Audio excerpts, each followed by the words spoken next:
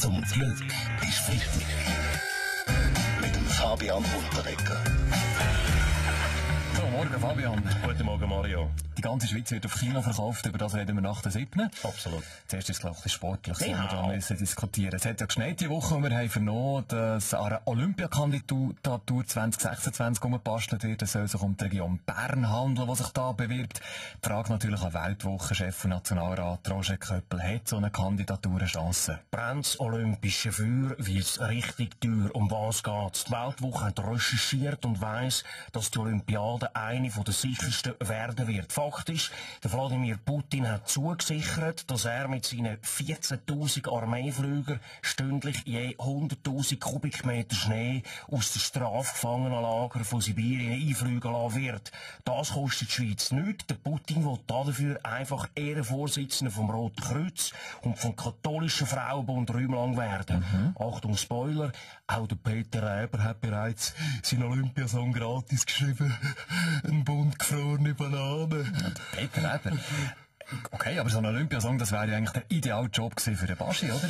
Ja, hallo, wie gesagt, Banstrabischi, ja, Olympia finde ich geil, oder? Vor allem das Anzünden vom olympischen Feuer. Ich meine, wo kannst du schon mit einer brennenden Tüte vor Tausenden von jubelnden Leuten rumsäckeln und bekommst noch Cash, oder? Ich meine, der Polohofer hat sich sicher auch schon beworben. Die aktuelle Sportmeldung aus dieser Woche, eigentlich wartet ja alles darauf, dass unser Nationaltrainer Wladimir Petkovic endlich seinen neuen Vertrag unterschreibt. Jetzt liest man aber im Blick, dass dir, Herr Petkovic, plötzlich viel mehr Geld verlangt. Nein, das ist eine Huhn-Zeitung.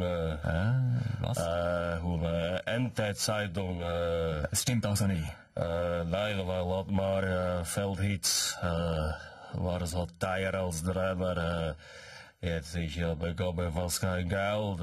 Muss entwegen mit Sudrala und andere Idioten mit Brille Grasschilber wohnen. Will ich jetzt genug lohnen, damit nicht mehr alte Anzüge von Salzreiner Maria Geber trage. Dann noch über zum Tennis. Roger Federer, euch läuft's auch nicht rund. Nach der Finalniederlage gegen Djokovic hat er diese Woche müssen den Meniskus operieren. Au! Ja gut, meine Shit happens, oder? Aber lieber das Knie am Arsch als der Heinz am Mikrofon, oder? Finde ich jetzt ein bisschen hart gegenüber dem Heinz Günther, unserem Experten, Roger.